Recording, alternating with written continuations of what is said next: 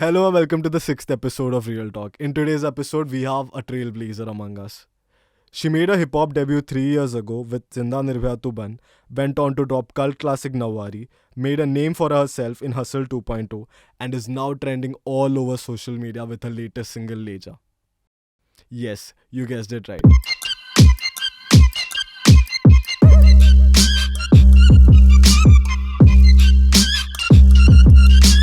He DM'd me after Nawari. I still remember. I was like, yeah, stand ka message.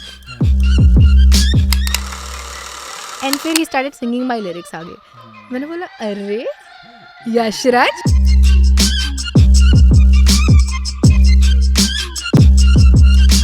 That is like a proper independent artist जो लोग आज flex करते market में. I heard Vyanjan. 2018 I met an accident and I had both my legs and spine broken.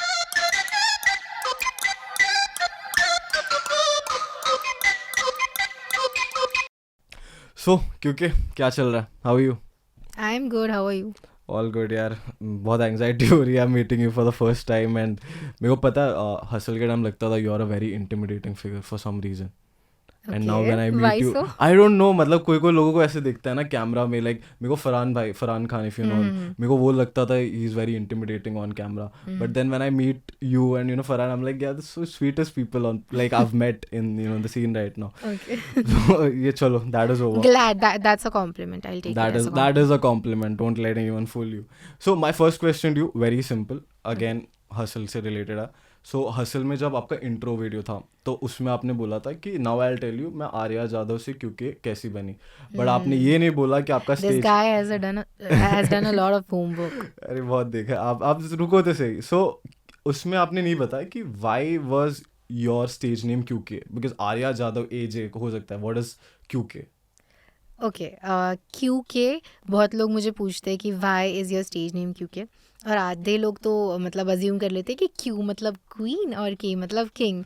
Like नहीं, इतनी cliché नहीं हूँ मैं. क्योंकि came from I think 2018 I met an accident and I had both my legs and spine broken. तो उस time पे मैं पहली बार रैप लिखना मैंने चालू किया उस टाइम पे, और पापा मेरे साथ में थे. और उनको मैंने एक चीज़, क्योंकि मेस्ड अप माइंड था, एक ही जगह पे तुम हो and a lot of confusion, क्योंकि लाइफ भी कुछ सीधी नहीं चल रही थी. तो मैंने बोला पापा ये सारी मेरे प्रॉब्लम्स है, how do I solve this. And पापा ने बोला कि ही इज़ एन इंडस्ट्रियलिस्ट. तो उन्होंने बोला हम हमारे इंडस्ट्रीज़ में ऐसे ही सॉल्व करते हैं कि अगर कुछ प्रोडक्ट अच्छे से काम नहीं कर रहा है तो ये क्यों ऐसा है, अच्छा इसलिए, पर ये क्यों ऐसा है, ओ दिस इज़ रॉन्ग. तो जब हम प्रॉब्लम्स को पूछते हैं क्यों और फिर फाइनल सोल्यूशन मिलता है, तो जवाब आता है क्योंकि में, कि क्योंकि ऐसा है, क्योंकि ऐसा है. Nice. और मैं मेरे कोर तक उस टाइम पे पहुंची थी और मैंने वो कोर क्लियर किया था, और उसी टाइम पे मैंने पहली बार रैप लिखा था. तो I was searching for a stage name, और मैंने बोला कि okay maybe right now whatever I am is because of my dad's theory. So paying respect to my dad's theory. क्योंकि stage name. Nice. So QK is basically the solution to all. Rap Yeah. is the solution to all your Yeah, problems. solution is, rap is basically If the I put it solution. that way. Yeah, exactly. Definitely. But मैंने, since you said, you know, I think ये story मैंने Rolling Stone के interview में पढ़ी थी आपकी, that 2018 रफ्तार का मन तो ये सुना था आपने, and Yes. you know that is what really you know sparked that fire in you. Yeah. But मैंने एक और किस्सा सुना है, you have to confirm it. 2012 Honey Singh breakup party. Yeah. उसका वो that was your first ever rap, is that true? True. That is 100% true. आपने उसको रिमिक्स किया था. Yeah, I made a female version of Honey Singh's breakup party in 2012. मैं तो okay. Go ahead. उसमें का बेसिकली कहानी ऐसी थी कि उस टाइम पे सब जन बोल रहे थे, और इट इज़ बेसिकली ऐसे किसी लड़की को पॉइंट करके बोला होगा, मतलब पता नहीं, वो गाना सभी के लिए बनाया है, लेकिन मैं उस टाइम पे ऐसे फील कर रही थी अरे क्यों हम भी तो बनाएंगे हम, मतलब ऐसा बस नेचुरली आ गया था कि हाँ, मतलब मुझे मेरा उस टाइम पे जो क्रश था वो ये गाना गा रहा था देख के, चल तेरी जो तो बहुत मिल जाएगी. और मैंने बोला अरे रुक, अभी तो इसका फीमेल वर्जन बनाना पड़ेगा, और मैंने बना दिया. और एनसीसी कैंप, आई रिमेंबर कि एनसीसी कैंप जा रहे हैं हम लोग, और 3-4 लड़कियाँ, और मैं उनको सुना रही हूँ लाइक मस्त मस्त. और उस टाइम पे तो कुछ सोचा भी नहीं था कि यूट्यूब वगैरह, और उस टाइम पता भी नहीं था कि ये रैप क्या होता है, मुझे कभी रैप करना है. पोइट्री चालू की थी पहली बार, वो भी क्रश के वजह से. तब से चालू है कब रैपिंग में तो आई स्विच्ड इन 2018. हाँ Yeah, right. ये 2012 I started rapping. But again wrote a rap. again shout out to Crush but मुझे Shout out to the Crush. shout out to the Crush but एक चीज़ मुझे पूछनी है यार because Yeah. 2012 आप अमरावती छोड़ो, भारत में ही कोई like writing ये सब सोच भी नहीं रहा था. So you have been a visionary since then. Yeah. But 2018 when you decided कि नहीं, I have to take this forward, I have to actually take it seriously. So what did you tell your parents? How was their reaction? Because it's very unconventional of a choice. Like अभी I don't want to bring gender into the picture, but कोई भी इंसान India में अगर उसको wrapping करना है, that's a big hurdle. Family अगर तुम like you tell your parents कि भाई मुझे करना है. So how did you navigate through that? मैं तो पहले से ही ना इतनी शिफ्ट करते आ रही थी कि घर वालों को वैसे भी भरोसा नहीं था कि ये क्या करने वाली है. मैं पहले मेडिकल करने वाली थी, फिर मैंने सोचा था अच्छा चलो वो छोड़ दिया, मतलब क्रैश कोर्स छोड़ दिया उसका. फिर सोचा चलो CA बनेंगे, उसका क्रैश कोर्स छोड़ दिया. आई वॉज फाइंडिंग कि मैं क्या बनूं, पर फिर मेरा नाटा का स्कोर बहुत ही अच्छा आ गया. Okay. और Architecture. NATA is an entrance exam for architecture. ठीक है. और मैंने बोला चलो आर्किटेक्चर कर देते हैं. तो मैं आर्किटेक्चर में आ गई. 2nd ईयर चल रहा है अब आर्किटेक्चर का, और एक्सीडेंट होता है और मेरे को एकदम लिखने की इच्छा हो रही है क्योंकि सीलिंग है, कुछ बैठ भी नहीं पा रहे. तो चलो लिख लेते हैं, और लिख लिया. अभी घर वालों को बताने के लिए टफ नहीं था क्योंकि उनको लगा कि चलो ये भी एक उसका फेज है, चला जाएगा. और मुझे भी यही लगा था क्योंकि पहले वैसा ही हो रहा था. आई रिमेम्बर कि जब मैं स्कूल में थी, लड़कियां मेरे पोएट्री को जाके प्रिंट वगैरह करवा के लाते थे. और मुझे लगता था कि हाँ चलो ठीक है, ये तो मेरी हॉबी है, क्या ही करूँ मैं इसकी वैल्यू मुझे बहुत लेट समझी. और घर वालों को भी मेरे से बहुत लेट समझी, क्योंकि उनको कन्विंस करने की ज़रूरत नहीं पड़ी. उनको तो लग रहा था फेज़ है. हसल होने तक उनको लग रहा था फेज़ है. हसल के बाद हसल होने तक फेज़ ही लग रहा था उनको. मतलब उनको लगा कि चलो ठीक है कर लेगी. वापस आर्किटेक्चर भी चल रहा है ना, क्योंकि लाइक आई एम अभी So you're an architect. Yeah. Oh, people don't know that, but QK is also an architect. Damn. So again, so you started rapping. घर वालों को लगा phase है, but how did you get the vision? This is 2018 we are talking about. 2018 after your accident. Yeah, after 2018 October. 2019 and आपका पहला song था निर्भया तू बन. Yeah, जिंदा निर्भया तू बन. And when I go back, Nauvari, जिंदा निर्भया तू बन, साइको, ये सब गानों का मैं जब स्केल देख रहा हूँ, that is like a proper independent artist जो लोग आज flex करते मार्केट में. That is something which you have done already in 2018. So how did you get the vision? मतलब वो टाइम पे ये सब था नहीं. And from where you are coming from, starting all alone, how did you get that courage? वो vision कहाँ से आया? बहुत रॉन्ग लोग भी मिले रास्ते में, पर लकीली बहुत राइट लोग भी मिले हमेशा साथ में. तो मैंने तो आर्किटेक्चर के इंटर्नशिप में जितना भी अर्न किया उधर से I never took single penny from my dad for this. But ये पैसे तो लोग खर्च करते हैं, राइट लोग भी मिलने चाहिए for the video production, for the music का तो उस टाइम पे नॉलेज भी नहीं था. अच्छा बीट अच्छी लग रही है कर देते हैं उस टाइम पे, क्योंकि मेरा सबसे ज़्यादा मेरे वोकल्स और लिरिक्स पे ध्यान रहता था. वो तो धीरे धीरे वो रहता है ना कि एक्सपीरियंस के साथ में. तो जो क्वालिटी रही है वो मैंने कुछ चीज़ें डंप भी की है, कुछ चीज़ें डाल दी है. जैसे if you have seen that rap corona, सोचा नहीं है कुछ नहीं है, बस बना के डाल दिया. ऐसे बहुत सारे गाने हैं जो करके सीखी हूँ कि ये सीख मिली है कि okay this is the right thing, this is what I want. और वीडियोस तो हम कब से देखते आ रहे हैं यार, एवरीबडी यूट्यूब पे देखते हैं, अरे ये तो बहुत अच्छा है, ये तो बॉलीवुड ने भी बिगाड़ के रखा है ना सबको, कह रहे हैं ऐसी क्वालिटी होनी चाहिए. मुझे भी ना इसके जैसा ऐसा एक इधर से कैमरा आना चाहिए, इस पोल से ऐसे निकलना चाहिए.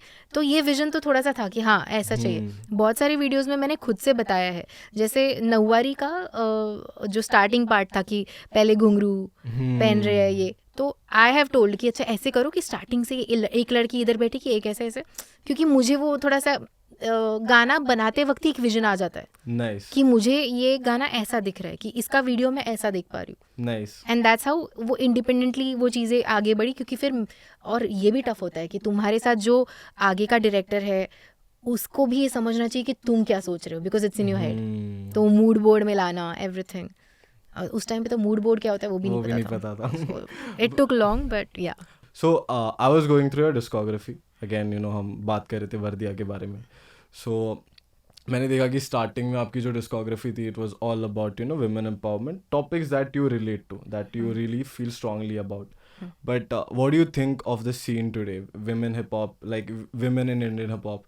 Because मैंने एक चीज़ notice की है, we at Off the Dome, we are trying to, give spotlight to producers, cinematographers, everyone.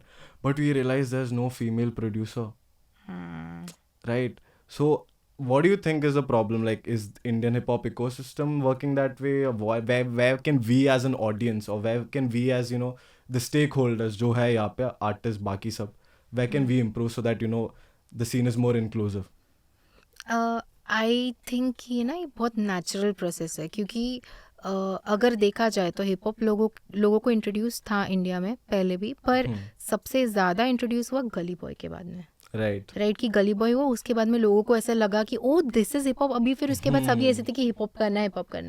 पर फिर भी इसमें ज़्यादातर लड़के है, और लड़कियाँ क्यों कम है? क्योंकि अभी तक वो होने का है ना, कि जैसे पहले के ज़माने में शायद डांस या कुछ पता नहीं, कोई अगर कोई आर्ट भी करना होता था तो लड़कियों को ऐसे कि हाँ थोड़ा धीरे धीरे छूट मिलते मिलते आज वहाँ पे कहीं ना कहीं है कि okay now we can do something for ourselves.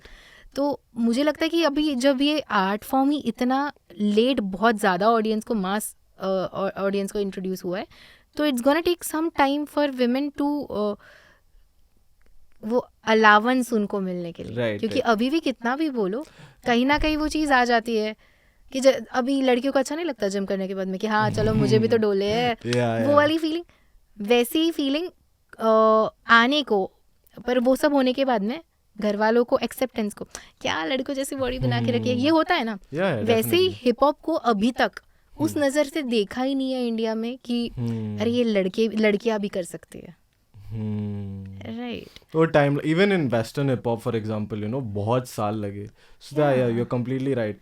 तो मुझे लगता है वो एक्सेप्टेंस को टाइम लगेगा. जितने जल्दी हम क्योंकि अभी हमारी जनरेशन है जिनको ये चीज़ पता है कि okay women can do that. Right. और अगर कोई लड़की कर रही है तो तुम अगर अपने बहनों को एनकरेज करो, फ्रेंड्स को एनकरेज करो, तो शायद, क्योंकि हमारी ये जनरेशन पुश नहीं कर पाती है कहीं ना कहीं, कभी कभी कि चलो ठीक है मम्मी मना कर रही है दीदी को करने के लिए रैप, ठीक है ना दीदी क्या ही थोड़ा सा इनिशिएशन लो. अगर that's how we can improve, we can encourage women to do this.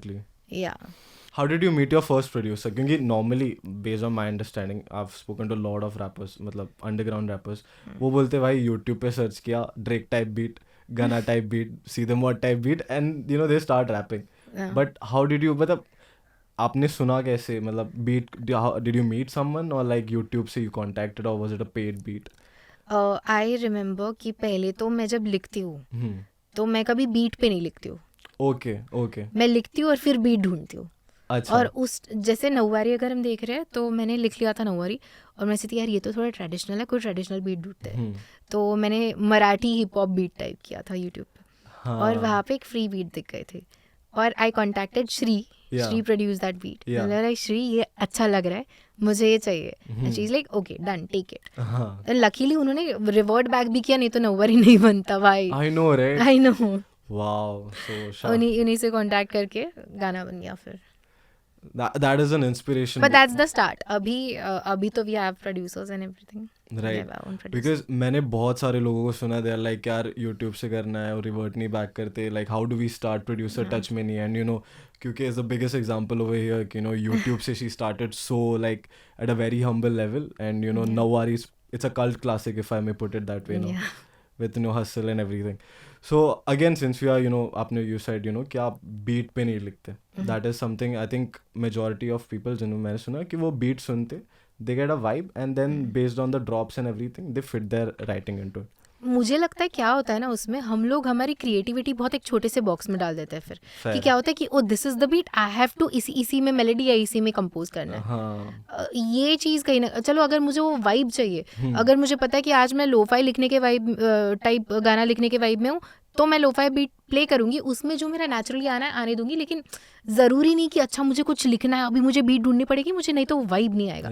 That's not something. क्योंकि मुझे लगता है क्रिएटिविटी जितनी ओपन रखोगे उतना कुछ तो अलग बनेगा, क्योंकि तुम्हारे अंदर क्या है वो एक्चुअली तब निकलेगा. नहीं तो तुम किसी और ने जो बनाया उसी म्यूजिक पे तुम्हारा कुछ तो डाल रहे हो. That is also beautiful in a way. But then I think it expands you as an artist. But yeah, but don't you think ये थोड़ा tougher in a way कि beat अगर कुछ और सुनी, then you are searching कि ये type का beat आपको ढूंढना पड़ेगा. So it's like two sides of a coin. एक तो आप पहले beat ढूंढो, फिर आप writing करो, या फिर आप writing करो and then you find the beat. Like anything works. मुझे लगता है कि अगर मैं बीट ढूंढती हूँ और उस पर भी लिखती हूँ तो चलेगा. जैसे हमने जब चिट्ठी लिखा था, right, तो वो विदाउट म्यूजिक था बनाया. मतलब मुझे याद है कि आई वाज जस्ट लाइक ऐसे कर, लोफाई बीट्स चल रहा है कॉन्स्टेंटली, दूसरे पे दूसरी प्ले हो रही है जस्ट फॉर अ वाइब कि अच्छा ऐसे हमको थोड़ा जोन में जाओ, प्यार है नहीं फिलहाल लेकिन प्यार फील करना है क्योंकि गाना प्यार का बनाना है. एंड देन हम लोग लिख रहे और देन इट स्टार्ट चिट्ठी. इट जस्ट मैं बस उसको I was humming it like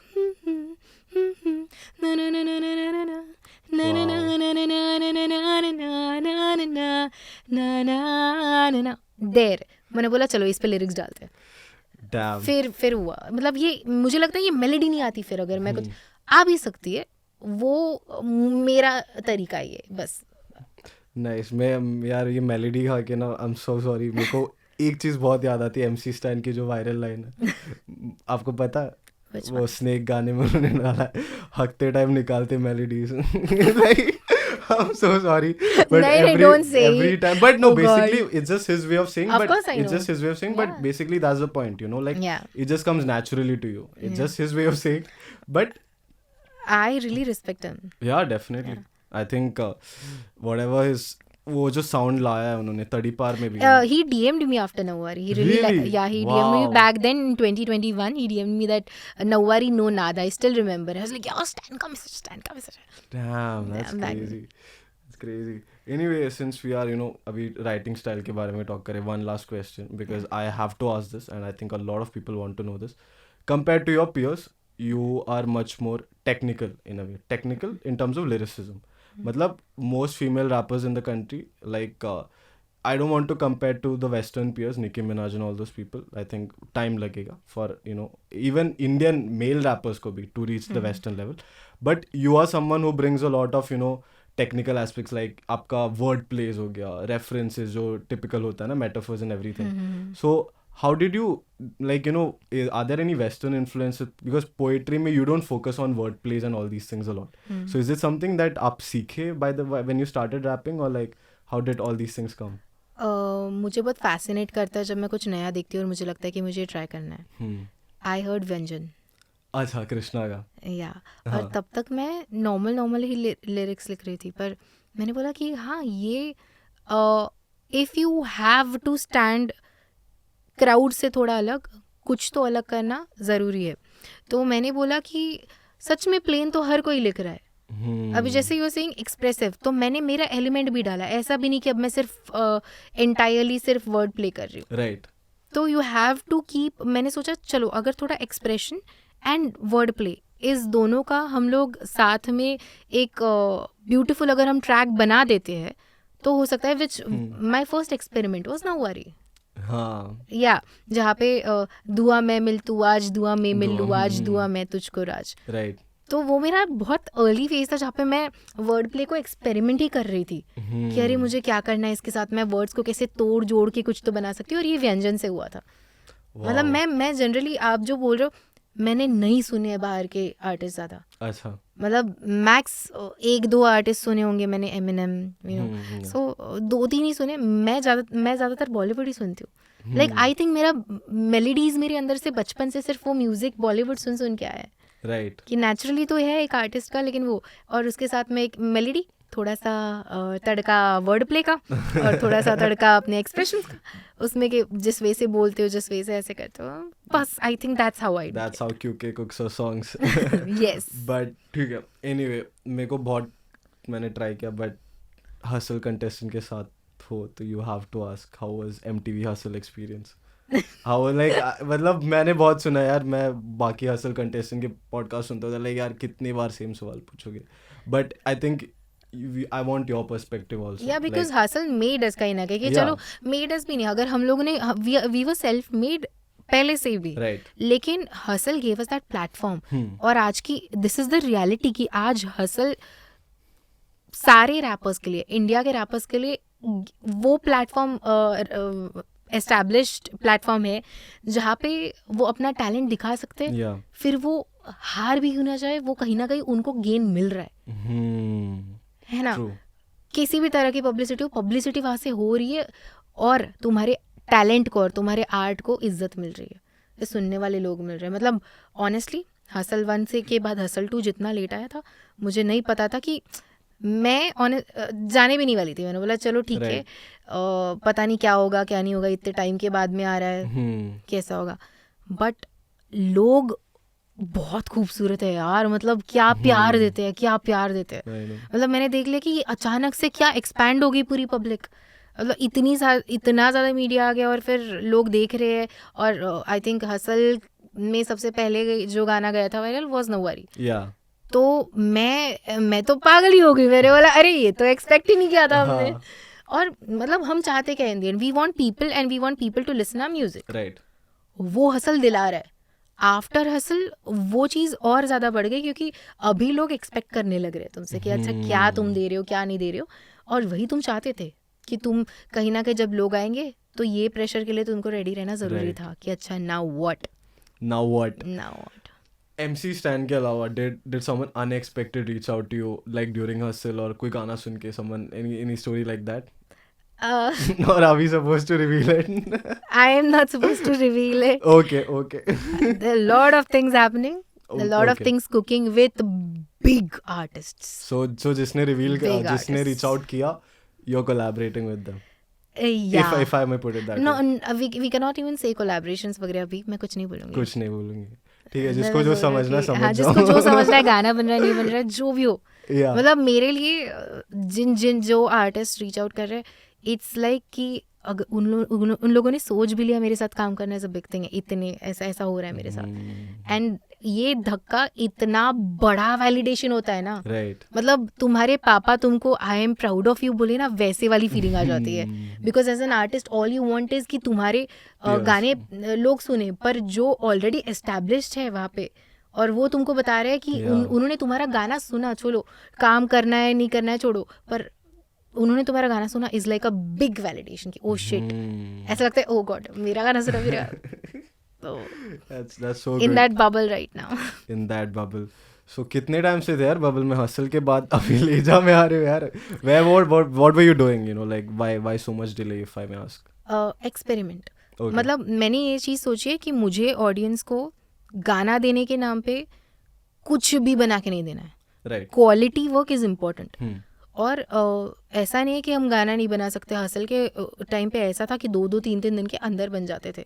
पर क्वालिटी सिर्फ मेरे तरफ से गाना बनाना नहीं है, म्यूजिक भी आता है, फिर video, and then the right people, right audience. Right now Sony music is doing a big thing and great thing. Like I am a Sony artist now, like I am sign to Soni.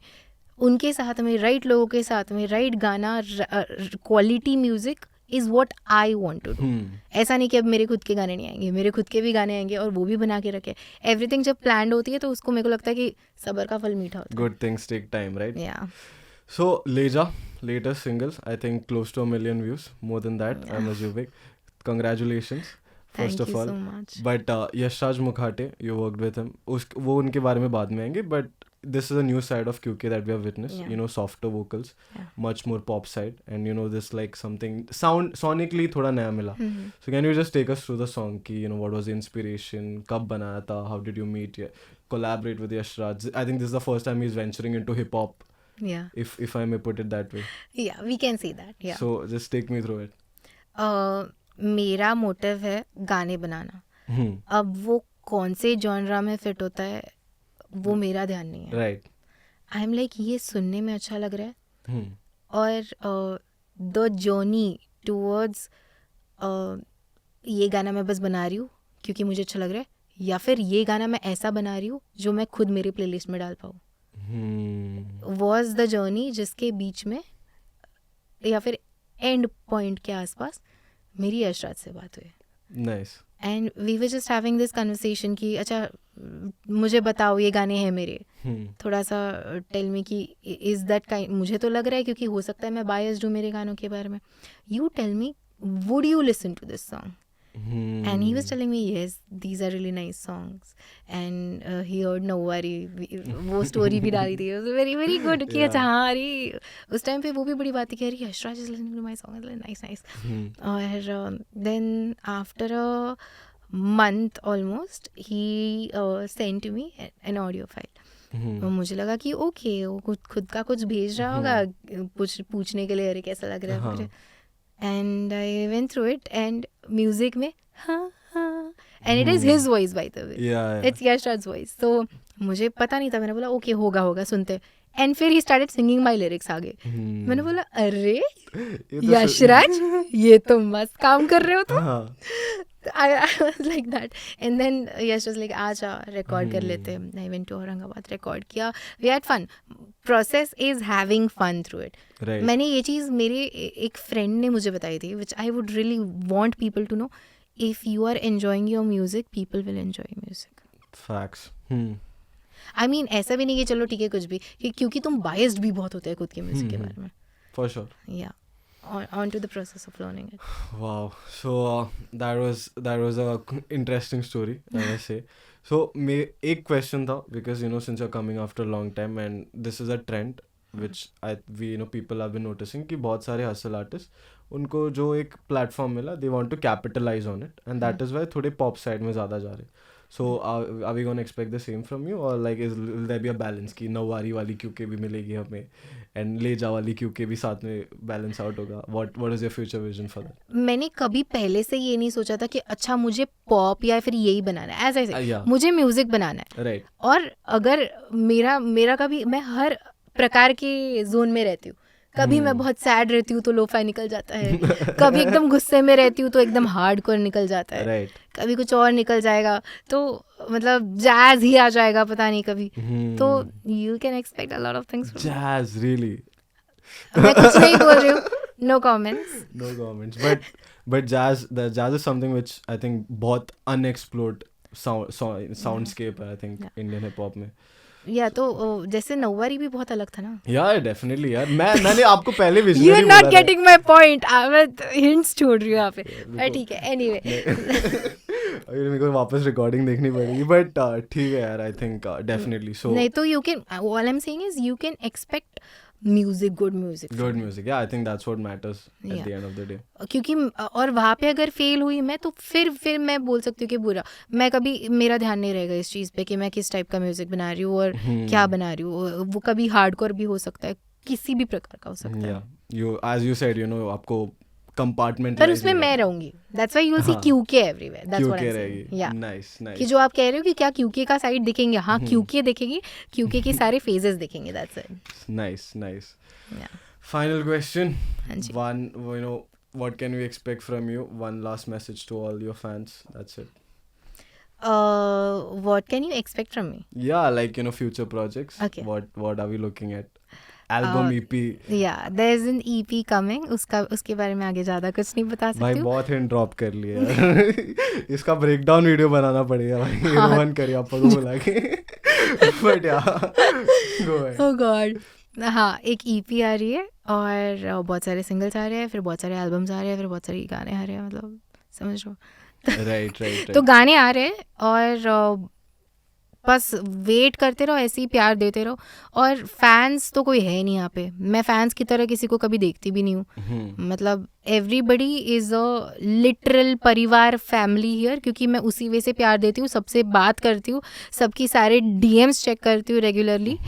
तो हाँ, और उतने मैं हक से भी ये बोलती हूँ कि इसलिए मैं थोड़ा सा लव मेरे कंटेंट पे, ये मैं इसलिए बोलती हूँ, पूरे हक से बोलती हूँ कि अच्छा मैं आपको, आपका प्यार देख रही हूँ, आप मेरे कंटेंट पे प्यार ज़रूर दो. Right. That's what I feel. Yeah. That's all it is. That's all for you. So that was all from this episode of Real Talk. Let us know who you want to see next in the podcast with their names in the comment section below. Till then, it's Suresh signing off.